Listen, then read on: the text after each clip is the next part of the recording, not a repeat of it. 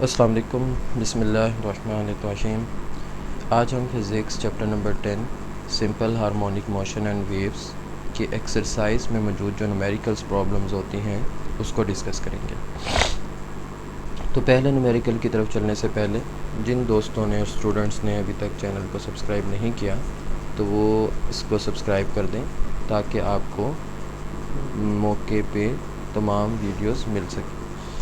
तो पहला न्यूमेरिकल कुछ इस तरह है। तो इसमें वो ये कहता है कि simple pendulum has time period of 2 seconds. तो सबसे पहले जब हम सॉल्यूशन की तरफ जाते हैं न्यूमेरिकल्स में तो हम ये देखते हैं कि हमने डाटा क्या क्या फाइंड करना है। सॉल्यूशन हमारे पास पहली ऑप्शन नहीं होती, हमारे पास पहली ऑप्शन डाटा की है कि हमने डाटा कैसा फाइंड करना है। डाटा का एक नंबर होता है। तो डाटा का मकसद ये होता है कि जो न्यूमेरिकल्स के अंदर जो न्यूमेरिकल वैल्यूज़ के अंदर आपको वैल्यूज़ गिवन है वो हम वहाँ से उसको रीड करके लिखते हैं ताकि हमें सॉल्यूशन में आसानी हो सके। तो वो ये कहता है डाटा के अंदर के लिए simple pendulum has a time period of 2 second. एक बात तो ये होगी कि उसका टाइम पीरियड 2 सेकेंड है। टाइम पीरियड को हम कैपिटल टी से रिप्रेजेंट करते हैं, स्मॉल टी सिंपल टाइम के लिए होता है। और दूसरी बात आपने माइंड में रखनी है, ये सिंपल पेंडुलम की बात कर रहे हैं तो मोस्टली यूज़ जो होंगे इसके फार्मूलाज यहाँ पे वो सिंपल पेंडुलम से रिलेटेड होंगे। इस चैप्टर के अंदर मैथ टेस्ट स्प्रिंग सिस्टम का भी टाइम पीरियड और फ्रीक्वेंसी है तो वो मिक्स आपने नहीं करना। Second, it is called second pendulum. तो ये चीज़ भी एक इम्पॉर्टेंट है। वो कहता है कि ऐसा पेंडुलम जिसका टाइम पीरियड 2 सेकेंड हो सेकंड पेंडुलम होता है। तो ये भी एक डेफिनेशन है ऑब्जेक्टिव में या आपके कोई क्वेश्चन के अंदर आ सकती है। क्वेश्चन उसका ये है न्यूमेरिकल के लिए, find the length of a second pendulum. Length हमने क्या करनी है, फाइंड करनी है। अच्छा जी, ये हो गया। फिर वो कहता है pendulum on earth and moon, मतलब आपने अर्थ तो हम इसे कह देते हैं LE और मून पे तो हम उसे कह देते हैं LM। तो हमने दो लेंथ निकालनी है, अर्थ पर भी और मून पर भी। इसके अंदर वो साथ ही हमें नीचे बताता है कि जो हिंट होता है उसके तौर पे उसने दी हुई थी कि GM की वैल्यू क्या है, G/6। G/6 अगर वो ना भी बताता हमें तो ये हमें कंफर्म होता है कि 6th of the gravity on earth के मुकाबले में 1/6 होती है। तो अगर मैं इसको फाइंड करूं तो अगर हम 9.8 के हिसाब से फाइंड करें, 9.8 डिवाइडेड बाई 6 तो ये वैल्यू हमारे पास आ जाएगी 1.6 मीटर पर सेकेंड स्क्वायर आ जाएगी। ग्रेविटी ऑन मून आ गया। मज़ीद अगर हम आगे चलें तो ये ग्रेविटी ऑन मून है और साथ ही उसने GE की वैल्यू भी ऊपर मेंशन की हुई थी तो वो भी हम लिख देते हैं कि GE की वैल्यू G के बराबर ही होती है और वो 9.8 मीटर पर सेकेंड स्क्वायर दी हुई है। हाँ जी, ये उसने हमें डाटा दिया है। अब डाटा के बाद जब हम सॉल्यूशन की तरफ आते हैं तो हम चेक करते हैं कि हमने जब लेंथ निकालनी है तो उसके लिए कौन सा फार्मूला यूज़ होगा। तो लेंथ के लिए फार्मूला इस तरह है कि जो टाइम पीरियड का हम फार्मूला पढ़ते हैं वो है 2π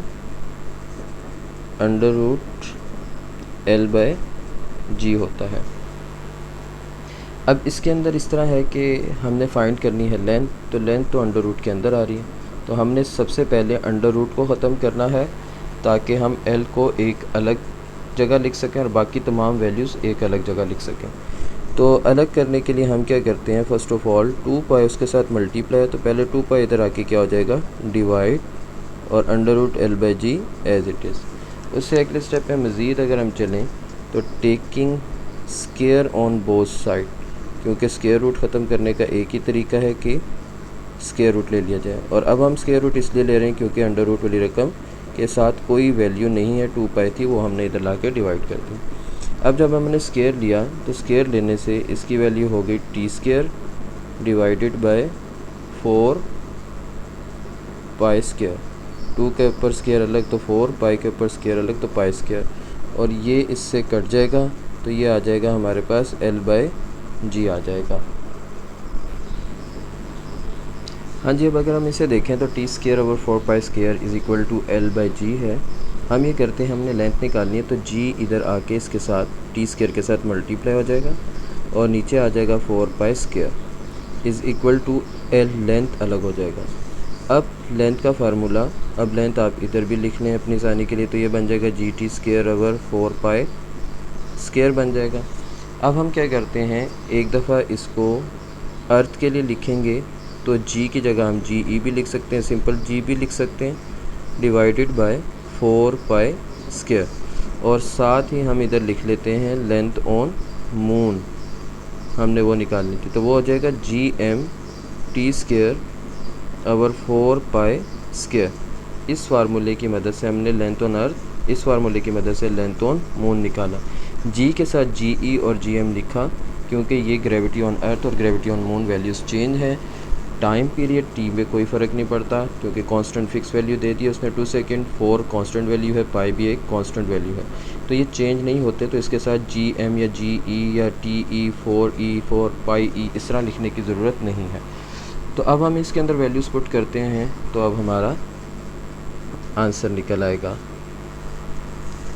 हाँ जी, अब जी ई की वैल्यू हमने लिखी 9.8, टाइम की वैल्यू दी हुई है हमें 2 का square divided by 4 into pi की वैल्यू दी हुई 3.14 का square, same as it is length on moon. यहाँ पे भी हम लिख देते हैं जी एम की वैल्यू 1.6 है, टी की वैल्यू 2 का स्केयर डिवाइडेड बाय 4 पाई की वैल्यू 3.14 का स्केयर है।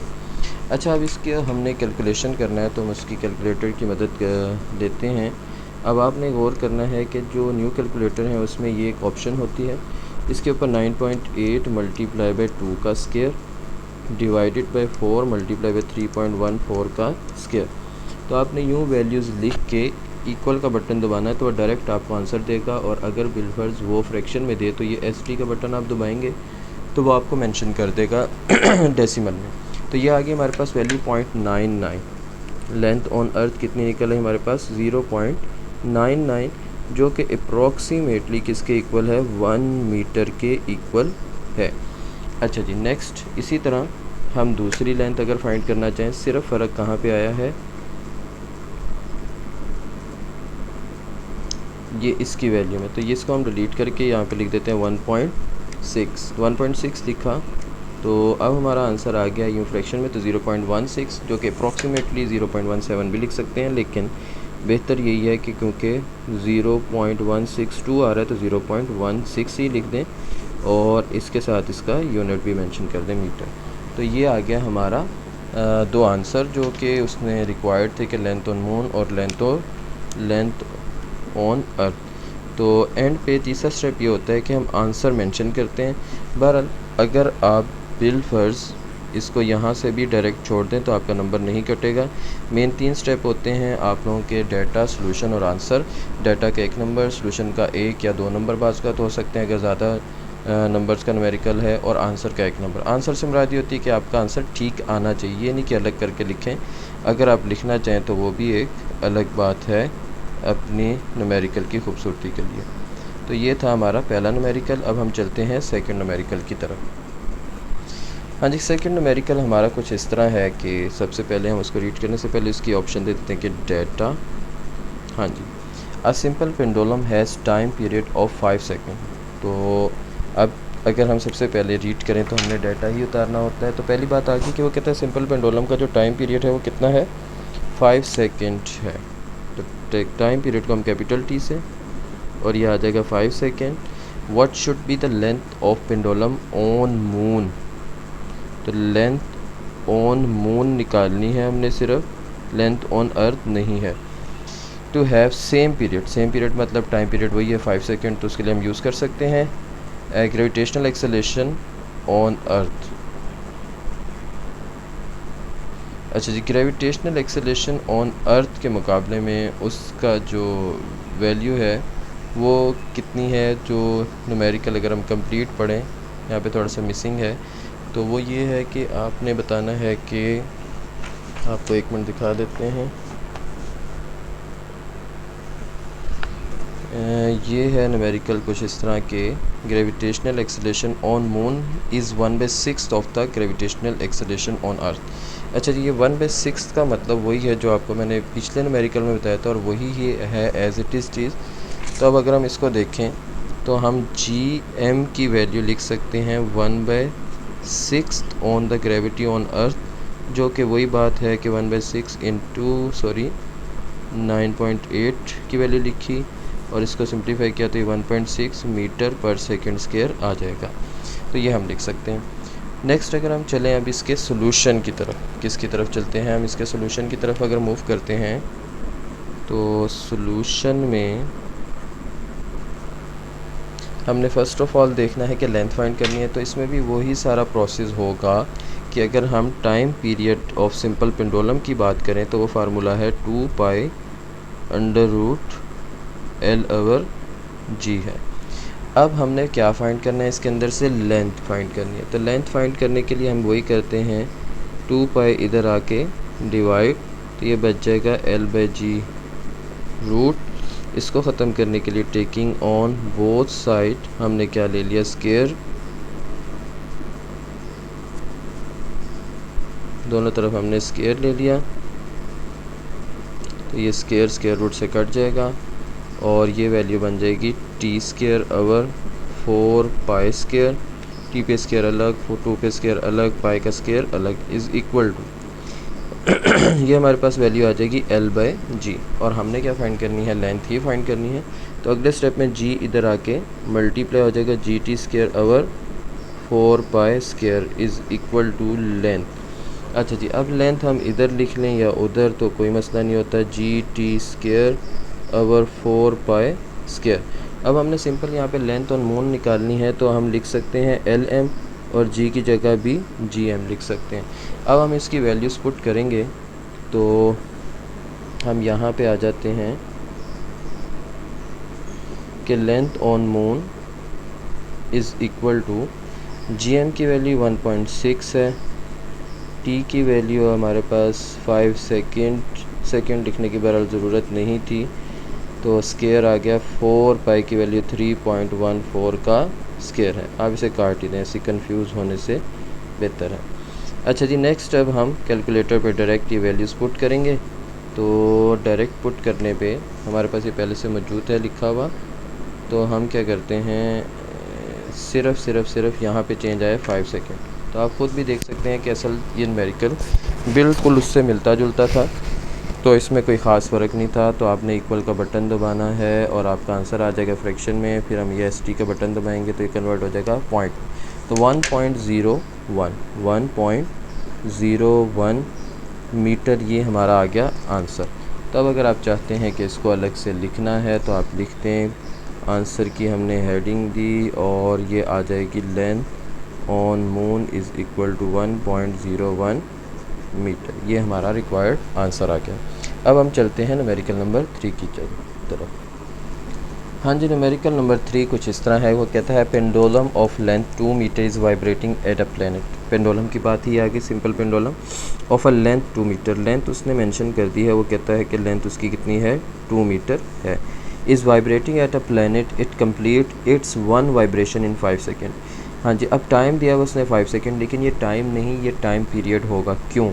क्योंकि वो कहता है इट कम्प्लीट इट्स 1 वाइब्रेशन, एक वाइब्रेशन वो कंप्लीट करते हैं इन 5 सेकेंड, 5 सेकेंड में। तो हमने टाइम पीरियड की डेफिनेशन यही पढ़ी थी कि अगर कोई भी चीज़ अपनी एक वाइब्रेशन को कंप्लीट करने पे जो टाइम लगाती है वो उसका टाइम पीरियड होता है। तो लिहाजा हम इसको स्मॉल t की जगह कैपिटल T लिखेंगे, तो ये कितना आ गया, 5 सेकेंड आ गया। हाँ जी, नेक्स्ट वो कहता है what is the value of g gravitational acceleration at this planet. आपने g की वैल्यू बतानी है कि इस प्लैनेट पे g की वैल्यू कितनी होगी। तो ये था हमारा डाटा। अब हम चलते हैं सोल्यूशन की तरफ। तो सोल्यूशन में अब हम कौन सा फार्मूला यूज़ करेंगे, according to the pendulum. Pendulum के लफ्ज़ की वजह से, सिंपल पेंडुलम या पेंडुलम जस्ट उसने यूज़ किया है यहाँ पे, तो उसकी वजह से हम यूज़ करेंगे सिंपल पेंडुलम का फार्मूला, जो कि है t is equal to 2π L/g। हाँ जी, अब हम देखें तो हमने फाइंड करना है g, तो g आ रहा है अंडर रूट के अंदर, तो अंडर रूट ख़त्म करने के लिए वही प्रोसेस करना पड़ेगा जो हम लेंथ के लिए कर रहे थे, क्योंकि लेंथ भी अंडर रूट के अंदर थी। तो हम फर्स्ट ऑफ ऑल करेंगे किस तरह के, हम इसमें जो 2 पाई है वो इधर लाके हो जाएगा डिवाइड, पीछे बच जाएगा इक्वल के अंडर रूट एल ओवर जी, और अंडर रूट ख़त्म करने के लिए हम लेंगे स्क्वायर ऑन बोथ साइड। तो स्क्वायर ऑन बोथ साइड लेने की वजह से ये स्क्वायर रूट से कैंसिल हो जाएगा और यहाँ पे बच जाएगा टी ओवर 2 पाई का होल स्क्वायर। तो टी पे स्क्वायर अलग आ जाएगा, 2 पे स्क्वायर अलग और पाई पे स्क्वायर अलग, और ये बच जाएगा एल बाय जी। हाँ जी, ये बन गया टी स्क्वायर ओवर 4 और पाई पे स्क्वायर अलग is equal to L by G आ जाएगा। अब हमने फाइंड करनी है जी की वैल्यू, तो हम करेंगे कुछ इस तरह के, जी इधर आके मल्टीप्लाई हो जाएगा जी टी स्क्वायर से। मैं मज़ीद एक स्टेप में कर देता हूँ ताकि आपको कन्फ्यूजन ना हो, और एल इधर ही। अब जी हमने फाइंड करना है तो जी को हम इधर ही रखेंगे। अच्छा, आपने गलती नहीं करनी, बाद बच्चे क्या करेंगे, एल को इधर लाके डिवाइड कर देंगे और जी नीचे जो लिखा हुआ है इसको ऊपर लिख देंगे। ये गलती इसलिए नहीं करनी क्योंकि इस तरह तो जी को हम ऊपर नहीं ला सकते विदाउट एनी रूल, कि इस पर कोई रूल अप्लाई नहीं होता। हम एल को बस ला के डिवाइड तो कर सकते हैं, लेकिन जी को हम ऊपर नहीं कर सकते विदाउट एनी जस्टिफिकेशन। आप उसको जस्टिफाई नहीं कर पाते कि क्यों हम ऊपर कर रहे हैं। हाँ, हम ये कह सकते हैं कि जी यहाँ पे डिवाइड है तो इधर आके इक्वल के मल्टीप्लाई हो गया। अब हम जी इधर रखेंगे क्योंकि ये ऊपर है, ये नीचे की फॉर्म नहीं है, तो बाकी चीज़ें उधर जाके मल्टीप्लाई। तो ये 4 पाई स्क्वायर नीचे डिवाइड था, उधर एल के साथ जाके मल्टीप्लाई, और टी स्क्वायर इधर ऊपर था तो टी स्क्वायर इधर आके डिवाइड हो जाएगा। अब हम इसके अंदर वैल्यूज़ पुट करके इसको सॉल्व करेंगे। तो ये थोड़ा सा हम इधर कर लेते हैं जगह की वजह से। तो अब ये आ जाएगा हमारे पास g इज़ इक्वल टू 4 पाई की वैल्यू 3.14 का स्क्वायर, और लेंथ जो है हमारे पास वो कितनी दी हुई है 2 मीटर। डाटा के अंदर से हमने उठा ली। अच्छा, 2 मीटर फिर मैंने लिख दिया, मीटर लिखने की आपको ज़रूरत नहीं है, आप कैंसिल कर दें। डिवाइडेड बाय टाइम, टाइम हमारे पास कितना है 5 है। तो अब आपने जस्ट इसमें भी कैलकुलेटर के अंदर वैल्यूज़ पुट करनी है। 4 इंटू 3.14 का स्क्वायर है, मल्टीप्लाई बाय फिर 2 है, डिवाइडेड बाय आपका 5 है। तो ये हमने किया तो ये आ गया 15.77। हाँ जी, हम आंसर एक बार चेक कर लेते हैं कि मुमकिन तौर पे कहीं गलत ना हो। तो अब हमने आंसर इसका देखा तो आंसर हमारे पास आ गया है, अल्लाह भला करे इसका। हाँ जी, तो इसका आंसर आ रहा है 3.2 मीटर पर सेकंड स्क्वायर आ रहा है, जो कि थोड़ा सा गलत है। हम चेक करते हैं कि हमने मिस्टेक क्या की है।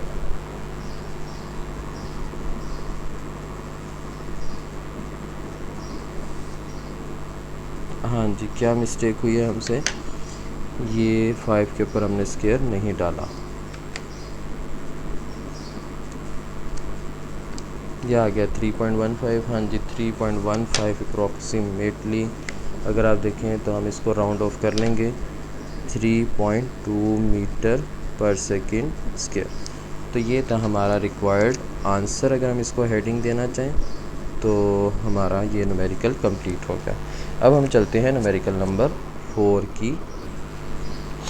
हाँ जी, क्वेश्चन नंबर न्यूमेरिकल नंबर 4 की तरफ अगर हम देखें तो न्यूमेरिकल नंबर 4 के लिए हम सबसे पहले लिख लेते हैं डेटा।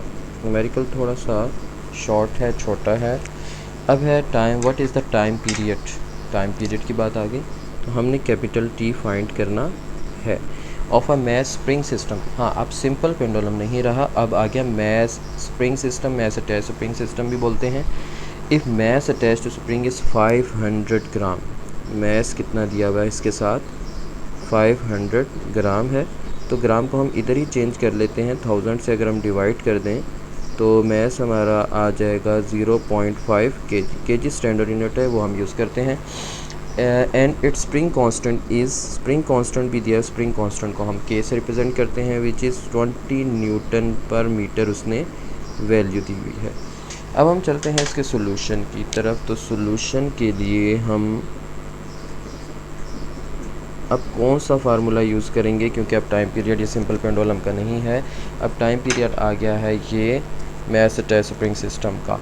तो अब हम यूज़ करेंगे इसका फार्मूला, मैसेज स्प्रिंग सिस्टम का वो फार्मूला है T=2 पाई अंडर रूट या स्क्वायर रूट m/k। अब हमने फाइंड करना है टाइम पीरियड, तो जस्ट इसी के अंदर वैल्यूज़ पुट करेंगे, इसको हम कोई चेंज नहीं करेंगे, 2 एज इट इज़, पाई की वैल्यू 3.14 और स्क्वायर रूट के अंदर m की वैल्यू 0.5 है और k की वैल्यू उसने 20 दी हुई है। तो अब जस्ट हम इसको भी डायरेक्ट सॉल्व कर सकते हैं। T=2 क्या आंसर आएगा, तो यूँ आपने करना है, अगर आप देखें तो 2 मल्टीप्लाई बाई 3.14 स्क्वायर रूट, तो उसके अंदर फ्रैक्शन ऊपर है 0.5 डिवाइडेड बाई 20। तो आप ये डायरेक्ट भी कर सकते हैं और इक्वल का बटन पे तो आपका आंसर आ जाएगा 0.992 which is approximately equal to 1 second. तो ये आ गया हमारा आंसर। इसको चेक कर लेते हैं। हाँ जी, अप्रॉक्सीमेटली ठीक है हमारा आंसर। तो अब हम चलते हैं न्यूमेरिकल नंबर 5 की तरफ। तो ये शॉर्ट सा न्यूमेरिकल था, तो बहरहाल बस याद इसमें यह रखना था अपने के टाइम पीरियड सिंपल पेंडुलम की जगह मैसेज स्प्रिंग सिस्टम का यूज़ होगा। हाँ जी, न्यूमेरिकल नंबर 5 की तरफ अगर हम देखें तो ये थोड़ा सा बड़ा न्यूमेरिकल लग रहा है हमें। If 10 waves are produce on a long stretch string. तो सबसे पहले हम डाटा मेंशन करते हैं, हेडिंग दे दी हमने डाटा की। तो अब डाटा के लिए पहली चीज़ वो कहता है इफ़ 10 वेव्स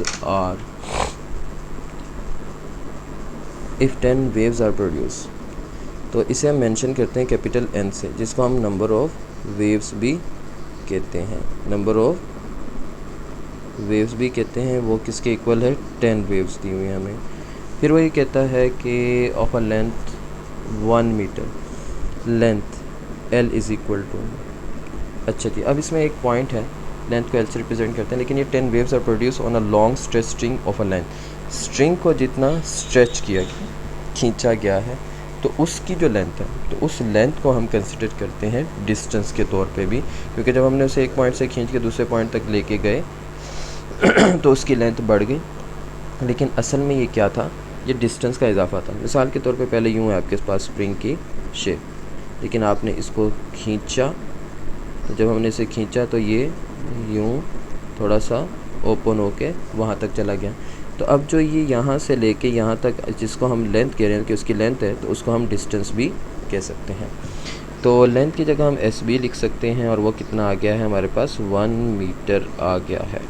वो आगे वो कहता है what is wave length of the waves. Wave length क्या होगी, तो वेव लेंथ को हम किससे रिप्रेजेंट करते हैं, लैम्डा से। What will be the frequency, frequency क्या होगी, दूसरी चीज़। हाँ जी, लास्ट में कहता है of the wave if the speed of the waves is 12 metre per second. Speed उसने मेंशन कर दी है, वो कितनी है, 12 मीटर पर सेकेंड है। हाँ जी, अब हम चलते हैं इसके सोल्यूशन की तरफ। हाँ जी, अब अगर हम यहाँ से दोबारा देखें तो हमने डाटा को अगले पेज पे लिखा है कि ज़रा हमें समझने में आसानी हो। तो अब हम चलते हैं इसके सोल्यूशन की तरफ। तो सोल्यूशन कुछ इस तरह होगा, यहाँ पे डाटा मेंशन कर दिया, अभी आ गया सोल्यूशन। तो सोल्यूशन के लिए फ़र्स्ट ऑफ ऑल अगर हम गौर करें तो हमने फ्रीक्वेंसी निकालनी।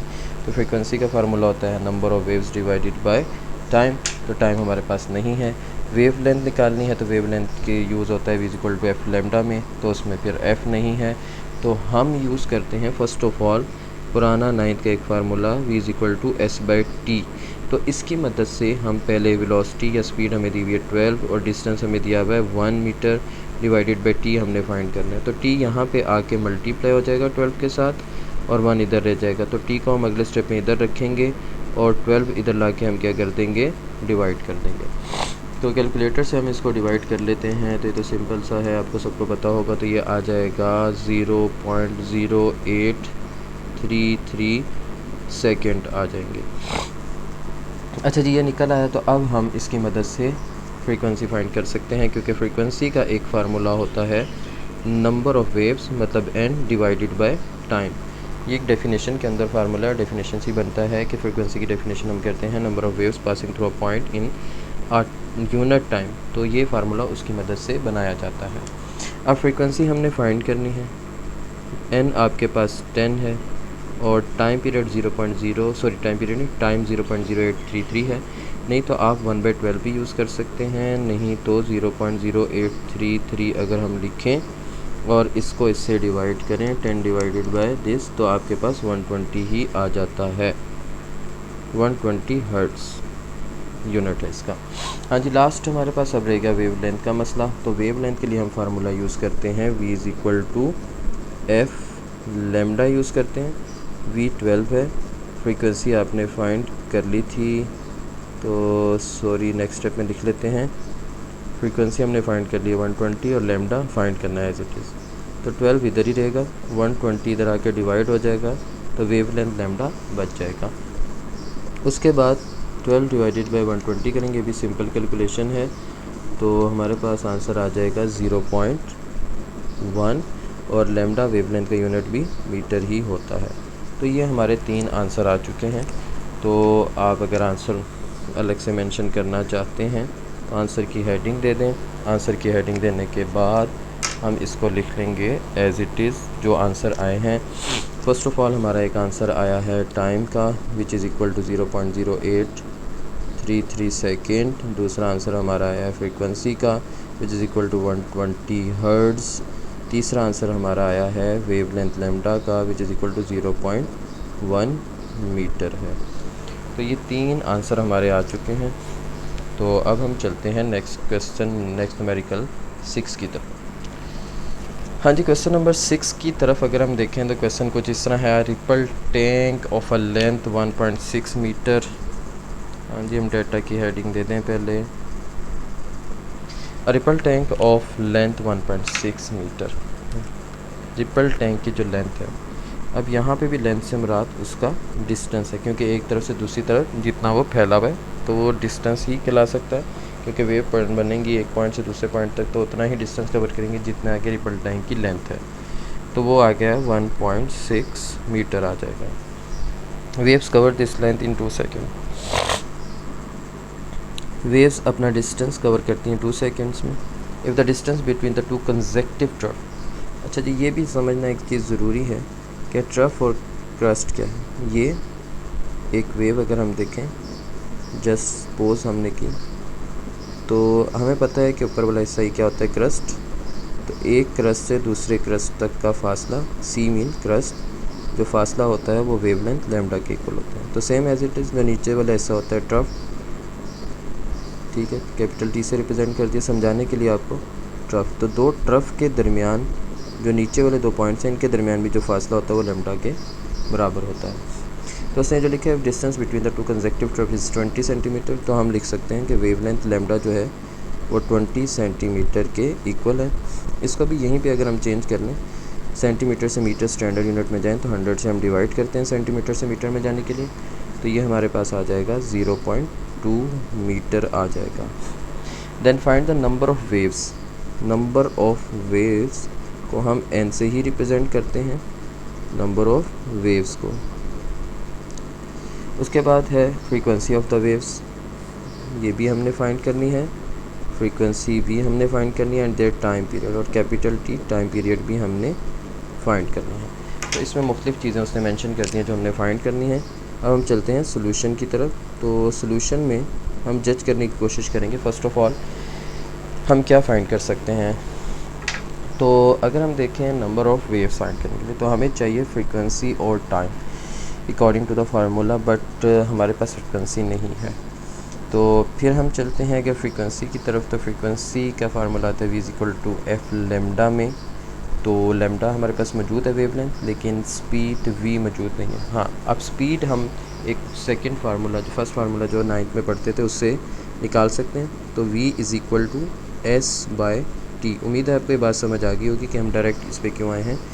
तो v और डिस्टेंस है 1.6 और टाइम है हमारे पास 2, तो हमने इसको डिवाइड किया तो ये आ जाएगा 0.8 मीटर